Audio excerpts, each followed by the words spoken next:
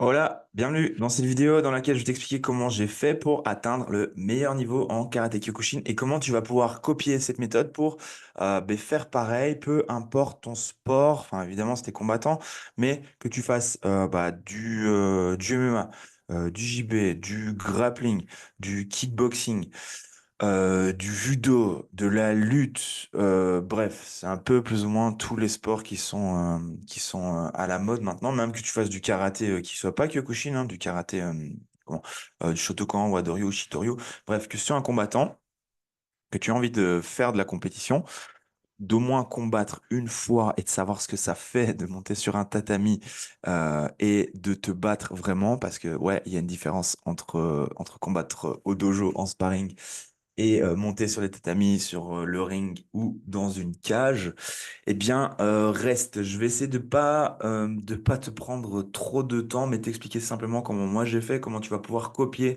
ce que j'ai fait. Je vais te parler brièvement de mon histoire, je vais te parler des erreurs principales que font les combattants, je vais te parler de ma méthode, je vais te parler de mon métier, ce que je fais aujourd'hui. Et si tu as envie d'aller plus loin, je te t'expliquer aussi comment faire appel à moi, mais c'est pas 100% nécessaire parce que si tu appliques et si tu réfléchis par rapport aux erreurs que je vais te donner et aux choses que tu vas pouvoir faire, et aux choses que tu dois faire, ben, théoriquement, tu peux le faire de toi-même. Alors, je vais juste régler un petit peu le micro. Donc, si tu ne me connais pas, je m'appelle Martin Tovois, je suis combattant en Kyokushin. Donc, le Kyokushin, c'est du karaté full contact qui est reconnu pour être le karaté le plus dur physiquement et mentalement. C'est des combats assez hardcore où on encaisse pas mal de coups dans le corps. Donc, ça demande énormément de résistance et c'est très dur mentalement parce que, évidemment, il faut se dépasser comme dans tous les sports de combat.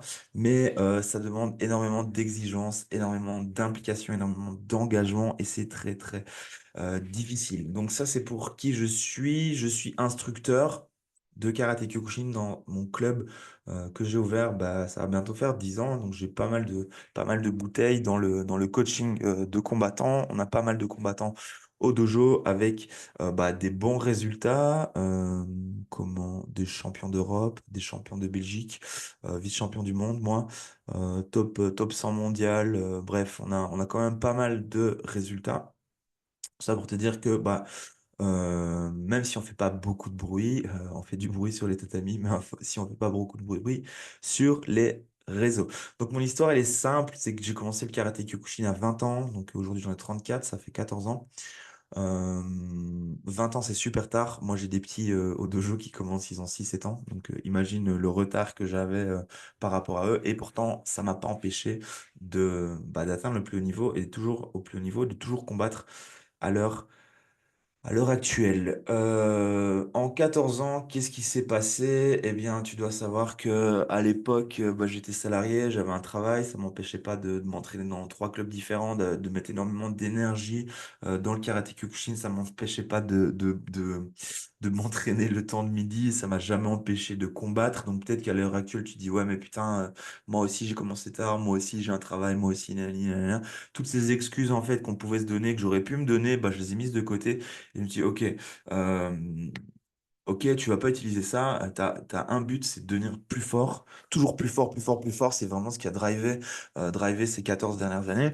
Et ce qui me drivait aussi quand avant que je fasse de karaté Kyokushin. Et en fait, j'ai mis vraiment toutes ces excuses de côté et tu vas voir comment j'ai fait. C'est ce que je vais te partager dans cette vidéo. Donc, en 14 ans, je suis devenu 3 fois champion de Belgique. Je suis en équipe nationale depuis 7 ans.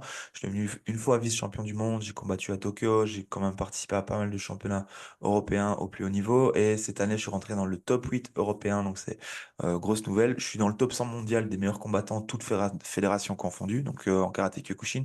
Je suis numéro 80 et je compte bien augmenter dans ce classement et rester dedans. Et j'ai ouvert mon propre dojo. Je suis formé au coaching sportif, à la préparation physique et je suis formé aussi au coaching mental. Et c'est là-bas que j'ai fait les plus grosses découvertes. Et c'est là, à mon sens, que toi, tu as du travail à faire. Si t'es combattant, tout le monde sait comment s'entraîner. Tout le monde, enfin, allez, plus ou moins comment s'entraîner. Tout le monde sait au moins qu'il faut s'entraîner. Tout le monde sait plus ou moins comment s'entraîner. Par contre, personne ne sait comment faire pour se discipliner, comment faire pour se motiver, comment faire pour avoir une vision long terme, comment faire pour structurer sa carrière, comment faire pour organiser ses journées, comment faire pour avoir tout ce qu'on pourrait dire, avoir le mental de guerrier pour pouvoir performer. C'est ce que je vais t'expliquer comment faire. Il y a des erreurs que font les combattants et bah, j'en ai une, deux, trois, quatre, cinq, six, sept, huit, neuf. Neuf grosses erreurs que je vais te citer et neuf gros points sur lesquels tu dois bosser si tu veux avancer et si tu veux atteindre le plus haut niveau.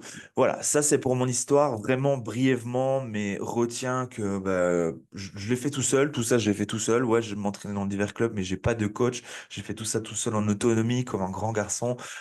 Et je pense que l'autonomie c'est quelque chose qui est important pour un combattant et pour un pratiquant, parce que c'est vrai que j'ai pas parlé des arts martiaux, j'ai parlé de sport de combat, mais même si tu es pratiquant d'arts martiaux, bah, tu as besoin de tout ce que je vais te partager aujourd'hui. Donc reste bien accroché et tu vas voir ce que j'ai à te dire.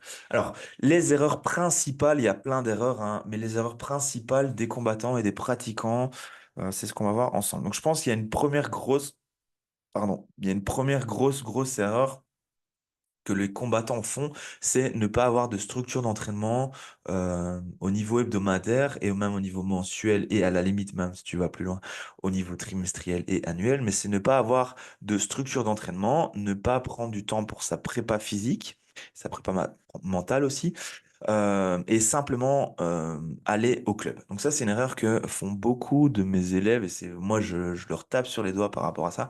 Je leur dis les gars, c'est pas en deux entraînements semaine, même si tu fais ou même à la limite trois entraînements semaine ou quatre entraînements semaine, hein, même si c'est des entraînements de 2 heures, ça fait jamais que 8 heures par semaine. Si tu veux devenir très bon et atteindre le plus haut niveau, bah c'est très peu finalement. Oui, ou même si tu fais quatre entraînements de 2 heures par semaine, c'est à la limite très peu parce que tu vas te focus sur ta technique. En plus, si tu fais maintenant, je sais que le MMA est très à la mode.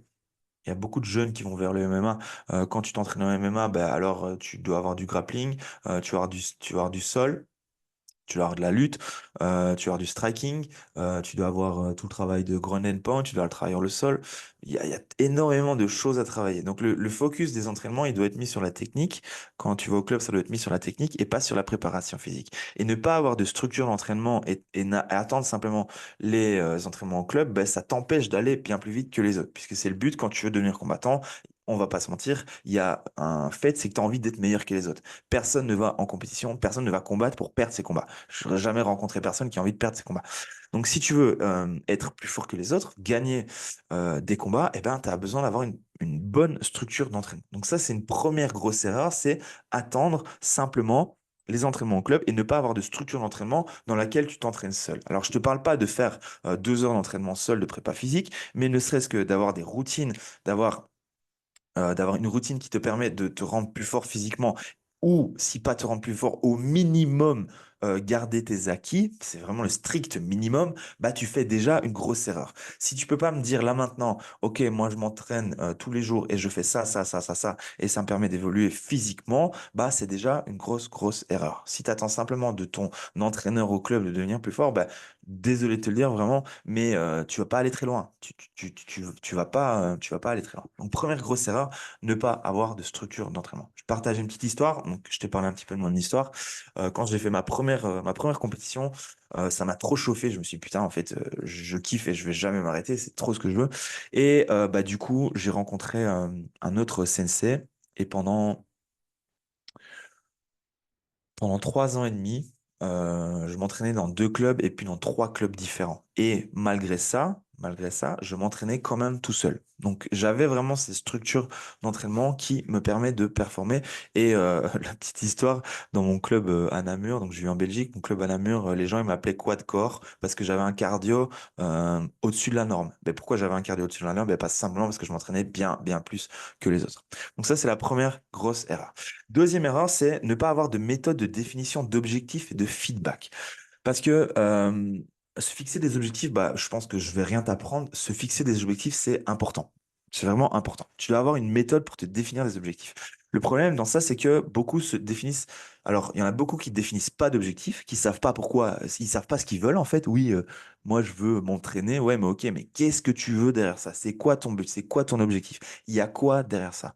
Et la deuxième erreur dans ce truc, c'est de ne pas avoir de système de feedback. C'est-à-dire que si tu dois avoir des objectifs long terme, objectif moyen terme, objectif court terme. Je vais te prendre un exemple. Mon objectif long terme, c'est dans 4 ans, c'est retourner, enfin c'est retourner, j'y retournerai, mais c'est être dans le top 8. Ouais, c'est peut-être pas encore assez ambitieux. Dans le top 8 du World Open à Tokyo au Japon. Donc ça, c'est mon objectif long terme. Et de ça, j'ai des objectifs moyen terme et des objectifs plus court terme. Je sais que dans mes objectifs moyen terme, c'est gagner le championnat d'Europe dans les 4 ans. Donc là, j'ai encore 3 championnats d'Europe avant d'aller à Tokyo en 2027, là on est en 2024 quand je tourne cette vidéo, eh bien j'ai des objectifs moyen terme. Et de ça, j'ai des objectifs court terme. Et de ces objectifs court terme, j'ai des actions au mois, j'ai des actions à la semaine et j'ai des actions quotidiennes que je dois faire. Et tout ça, c'est parfaitement clair. Donc une erreur, c'est ne pas avoir cette clarté sur, OK, c'est quoi le long terme, c'est quoi le moyen terme, c'est quoi le court terme. Et la deuxième erreur dans cette erreur, c'est une erreur dans l'erreur, c'est de ne pas avoir de système de feedback. C'est-à-dire que si tu n'as pas un système de feedback qui te dit, OK, là, je suis sur la bonne direction, ou là, je suis en train de faire de la merde et je me trompe, eh bien, tu peux pas corriger et modifier la direction que tu es en train de prendre. Donc ça, c'est vraiment un point super, super important.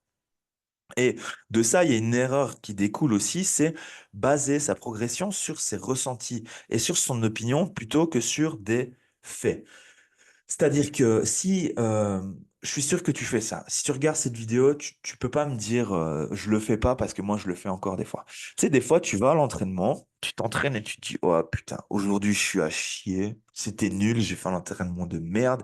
Et du coup tu t'en veux et tu gardes un petit peu ce mood, ce bad mood en toi en disant putain c'est de la merde. Et en fait ça te laisse immiscer le doute en toi. Je suis sûr que tu fais ça, moi ça m'arrive encore de le faire. Mais ça c'est quand tu fais, en fait c'est quand tu bases ta progression sur tes ressentis, sur ton opinion. Te ressenti, c'est ouais, j'ai pas fait un bon entraînement aujourd'hui parce que si, parce que ça, parce que j'étais pas en forme, parce que machin, parce que bazar. Et de ça, tu te fixes, tu te forges une opinion. Et en fait, le problème de ça, c'est que si tu te bases pas sur des faits, sur par exemple, ah ben oui, en fait, l'entraînement était pas si mauvais que ça parce que j'ai travaillé ça, j'ai travaillé ça, j'ai travaillé ça. Même si mon ressenti était mauvais, j'ai quand même travaillé ça. Et quand tu te bases sur des faits, eh bien, tu peux rester dans un mood qui va pas te mettre le doute. Parce que un des trucs, un des pires trucs que tu peux que tu peux avoir en tant que combattant, c'est douter. Douter de toi, douter de tes capacités, douter de tes compétences, douter de ce que tu fais. Tu rentres un petit peu dans un schéma mental de merde et en fait, ça t'empêche d'avoir confiance. Et un combattant, il a besoin d'avoir confiance en lui. Il a besoin d'avoir cette confiance et cette énergie que procure la confiance pour pouvoir combattre et pour pouvoir donner le meilleur de soi-même. Donc ça, c'est vraiment une erreur aussi, c'est baser sa progression et ses ressentis pardon, baser sa progression sur ses ressentis et sur son opinion au lieu que sur des faits. Mais des faits, tu peux pas les avoir si t'as pas une méthode de définition d'objectifs et une méthode de feedback qui te permet de te dire si tu es dans la bonne direction ou pas. Ça, c'est le gros point, en fait. Il y a aussi une erreur, moi, c'est une erreur que j'ai fait, c'est manquer de conscience de soi-même et de maîtrise de soi et penser se connaître. La conscience de soi-même, c'est en fait, j'ai conscience de moi, j'ai conscience de mes pensées, j'ai conscience de mes habitudes, j'ai conscience de mes comportements, j'ai conscience de mes croyances, de toutes les choses qui me limitent et, comment? De toutes les choses qui peuvent m'empêcher d'avancer. Peut-être qu'aujourd'hui, tu penses te connaître, mais c'est une erreur. Parce que je vais te dire un truc, euh, il y a 90% de ton fonctionnement, 90% de tes pensées, 90% de tes croyances, 90% de tes modes, de tes stratégies d'action qui sont inconscients. C'est-à-dire qu'il y a 90% de toi que tu connais pas. Alors tu peux te dire, oui, mais je me connais, je sais que si, je sais que ça. Mais en vrai, tu penses te connaître. Et ça, c'est une énorme erreur. C'est une énorme erreur. Penser se connaître. Pourquoi en fait c'est une erreur? Ben, parce que si tu veux, si tu penses te connaître, ben, vu que tu as 90% de, de choses qui sont inconscientes dans ton esprit, et c'est un fait, hein, l'inconscient prend 90, 80 à 90% comment, de, de tes modes de fonctionnement, eh bien, imagine un instant, si tu te brides et que tu ne connais pas 80 à 90% de toi, imagine un petit peu l'impact que ça a sur ta progression. C'est un truc de ouf. Donc, c'est-à-dire que tu dois absolument avoir une méthode, avoir un système qui te permet de rendre l'inconscient conscient. Alors ça, c'est une citation qui vient pas de moi, c'est une citation qui vient de Jung, qui est un psychologue qui utilisait le travail avec l'inconscient. C'est ce que j'ai appris en formation en coaching mental et c'est ce que j'utilise et ce que j'ai utilisé aussi pour moi. C'est-à-dire qu'en fait, il y a énormément de choses chez toi qui sont inconscientes. Et tu as besoin d'un système, d'une méthode pour pouvoir un petit peu rendre ces choses conscientes. Je vais t'expliquer un petit peu comment faire dans le point suivant. Mais une erreur, c'est penser se connaître. C'est se dire, ah oui, je me connais. Ah, c'est pour ça que je fais ça. Mais en fait, non, tu es peut-être totalement dans le faux. Moi, je pensais aussi savoir pourquoi je performais pas, pourquoi ci, pourquoi ça. Je pensais que c'était parce que je m'entraînais pas encore assez, machin et bazar. Et en fait, je me suis rendu compte que j'avais tout un tas de ce qu'on appelle des croyances limitantes, de pensées qui me polluaient, qui m'empêchaient d'être vraiment très bon. Mais ça, j'ai pas pu comprendre ça tant que j'ai pas utilisé des méthodes pour rendre l'inconscient conscient. Alors c'est peut-être un peu vague et flou de ce que je suis en train de te dire, mais tu vas voir que ça va se clarifier juste après. Parce qu'il y a un autre gros point, une autre grosse erreur, c'est ignorer la préparation mentale et toutes les techniques qui peuvent augmenter énormément ton potentiel. Moi, j'ai toujours été drivé par un truc, j'ai toujours eu ce truc de putain, je fais comment pour devenir plus fort, plus fort, plus fort, toujours plus fort. Et en fait, bah, la préparation physique, c'est très bien, l'entraînement, c'est très bien, l'entraînement technique, l'entraînement tactique, c'est très bien, mais en vrai, si tu ignores la préparation mentale, et même si je vais plus loin, si tu ignores comment ça fonctionne le mental, si tu ignores c'est quoi le mental en fait, parce que tout le monde dit ouais, il faut le mental, il faut le mental, il faut le mental, mais personne ne sait globalement c'est quoi le mental, c'est un peu un mot valise où tout le monde met tout et n'importe quoi. Si tu ignores ce qu'est le mental et comment ça fonctionne réellement, eh bien en fait, tu passes à côté de plus de la moitié de ton potentiel et plus de la moitié de leviers de progression qui vont te permettre de devenir plus fort. Donc, tu as besoin de comprendre, un, c'est quoi le mental? Deux, comment ça se prépare? Trois, comment accéder à l'inconscient, par exemple par le conditionnement, par exemple par l'auto-hypnose, par exemple par la visualisation, par exemple comment? Par la mise à jour de tes croyances limitantes, c'est toutes des techniques, pardon, pas des techniques, des techniques auxquelles j'ai été formé, sur lesquelles j'ai appris, et c'est toutes des techniques que les combattants ignorent. Alors pourquoi les combattants ignorent? Parce qu'ils pensent se connaître et qu'ils ont un ego surdimensionné, qu'ils se disent, ouais, moi, mon mental, il est fort. Mais en fait, on s'en balèque que ton mental soit fort. Il faut juste que tu comprennes comment ça fonctionne. Si là maintenant, tu te dis, je ne sais pas comment fonctionne le mental. Si là maintenant tu regardes cette vidéo et que tu es en train de te dire, je ne sais pas comment fonctionne le mental, là c'est une erreur totale, erreur qui va te plomber, qui va t'empêcher d'avancer. Et alors, à côté de ça, il y a aussi une autre erreur, une autre énorme erreur, c'est attendre d'un coach ou d'un préparateur physique ou d'un préparateur mental qui te donne toutes les clés, qui te structure et qui te développe ta carrière. En fait, ça, c'est le job du combattant. En fait, si tu veux devenir un putain de combattant, un vrai combattant, qui dure, hein, et pas le gars qui fait un one shot, pas le gars qui fait une fois une compète et qui dit ouais ça y est j'ai fait une compète et maintenant je suis un combattant et qui fait plus rien. Si tu as envie de durer, si tu as envie d'aller loin, peu importe ton sport en fait, tu as besoin de te connaître, tu as besoin de te maîtriser et tu as besoin pour ça de connaître des méthodes de euh, comment de quoi? Des méthodes de maîtrise de soi, des méthodes, j'allais dire préparation mentale, coaching mental, mais tu as besoin de comprendre comment fonctionne le mental. Et en fait, c'est là que pêchent la plupart des combattants. C'est qu'ils ne connaissent pas ça. Et ça, si tu connais ça, tu fais un bond énorme par rapport aux autres et tu te places bah, déjà en avant. Ça, c'est un petit peu le secret. Le secret que je voulais te partager, même, bon, c'est pas secret parce que je suis en train de te le dire, mais c'est un petit peu le secret et la méthode et le truc que tu dois avoir. C'est apprendre comment fonctionne le mental, apprendre comment maîtriser le mental, apprendre la maîtrise de soi, apprendre la conscience de soi pour mieux te connaître et aller toujours plus loin dans la recherche et dans la quête de toi-même. Parce que c'est ce gros point qui va te permettre de savoir comment structurer tes entraînements, comment avoir des méthodes de définition d'objectifs de feedback, comment baser, sur quoi baser ta progression, comment avoir des méthodes pour te discipliner, comment connaître exactement comment être motivé, comment avoir de l'énergie, comment atteindre tout simplement le haut niveau et comment faire qu'en fait on se dise putain en fait ce gars-là on le remarque. C'est vraiment ça, la connaissance de soi. Et en fait ma méthode et ma façon de travailler, puisque oui à l'heure actuelle c'est mon job, que ça soit que ça soit dans mon club ou que ça soit dans mon académie avec avec les combattants que je prends différemment, donc qui viennent pas de mon club. Ma méthode se base en fait sur la performance mentale, sur la maîtrise de soi, sur le fait d'utiliser les outils qui sont à ta disposition pour, je mets des guillemets, hein, hacker le mental et pour l'utiliser de la bonne façon. Parce que si à l'heure actuelle, aujourd'hui, tu n'as pas encore les résultats que tu veux, c'est que tu t'entraînes pas assez, mais si tu t'entraînes pas assez, c'est que tu manques de connaissances au niveau de ta performance mentale. Parce que tu as besoin de bien réfléchir. Tu as besoin de bien agir. Et pour bien agir, mais tu ne peux pas passer à côté du fonctionnement de ton mental.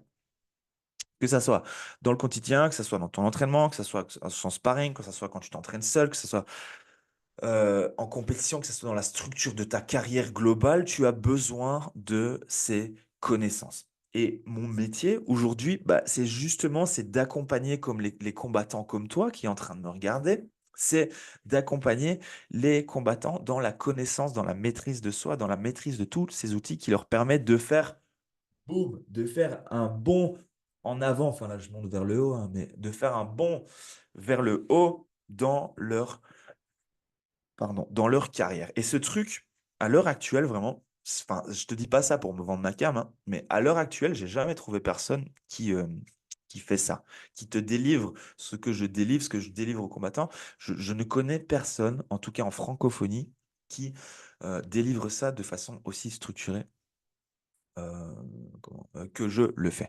Donc, mon job aujourd'hui, c'est simplement d'accompagner des combattants et de les aider à devenir meilleurs en utilisant la maîtrise de soi, la connaissance de soi, la connaissance du mental. Bref, ça c'est pour mon job. Donc, si tu as là maintenant, tu ressors de cette vidéo, il y a une chose à faire, c'est apprends la maîtrise de toi, apprends la connaissance de toi, apprends le fonctionnement du mental, apprends comment ça se passe dans ta tête parce que je te dis, il y a 80 à 90% de ton fonctionnement que tu ne connais pas. Et imagine, tu mets 80 à 90% de connaissances en plus dans ta pratique, imagine le bon que tu vas faire en avant. Bref, maintenant, si tu veux qu'on le fasse ensemble, parce qu'évidemment c'est possible, tu peux le faire seul, hein, ça, il n'y a pas de problème. Moi, je l'ai fait seul, mais ça m'a pris 14 ans, ça m'a pris 13 ans, il n'y a pas de problème, tu peux le faire seul. Mais si tu veux gagner du temps et si tu veux quelqu'un qui a déjà fait ce que tu veux faire et et que tu veux aller plus loin, tu peux simplement faire appel à moi. Alors, comment faire appel à moi? Donc, à l'heure où je tourne cette vidéo, je pense que cette vidéo, elle va être sur YouTube, mais elle va se retrouver aussi sur un tas de plateformes. C'est simple, je vais mettre un bouton ou un lien sur lesquels tu peux faire appel à moi et tu n'auras qu'à cliquer. Probablement, soit prendre un rendez-vous avec moi ou alors me faire un MP. Je vais réfléchir un petit peu à ça, comment ça va être fait. Et on discute de ta situation. On discute, tu me dis, OK, mon objectif c'est ça, j'ai besoin de ça, je sais pas comment faire, mes galères c'est ça, mes obstacles c'est ça. Et on voit est-ce qu'on peut le faire ensemble ou pas parce que oui, il y a des gens avec qui j'ai pas envie de bosser. Voilà. Ça, c'est pour ce que j'ai à te dire, comment atteindre le meilleur niveau et t'as qu'à copier ce que j'ai fait en fait. Il n'y a pas de, il y a pas de, il y a pas de secret, il y a juste à faire le taf. Maintenant, si tu as besoin d'aide pour faire le taf, eh bien je suis là, tu n'as qu'à me contacter.